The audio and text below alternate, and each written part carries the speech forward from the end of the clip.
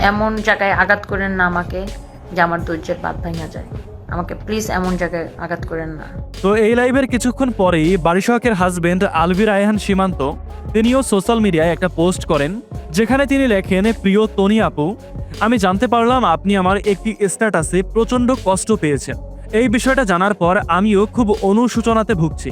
আপনাকে আমি মন থেকে দুঃখ প্রকাশ করছি। আপনি এই মুহূর্তে পবিত্র ভূমি মদিনায় আছেন।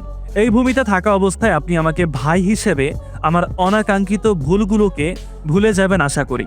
আমি কারো মনে ক্ষোভ, ঘৃণা বা অভিমানের কারণ হতে চাই না।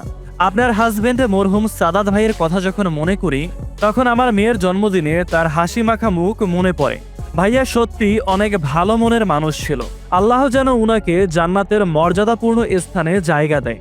পাশাপাশি আপনার এবং আমাদের মধ্যকার সকল ভুল বোঝাবুঝির অবসান হোক। ভুল থেকে শিক্ষা নিয়ে উভয়েরই আগামীর পথ চলা সুন্দর ও পরিচ্ছন্ন হোক। মানুষই ভুল করে, আমরা এর ব্যতিক্রম নই। তবে ভুলের ঊর্ধ্বে গিয়ে আমাদের সম্পর্কটা ভাই বোনের মতো সুন্দর হোক।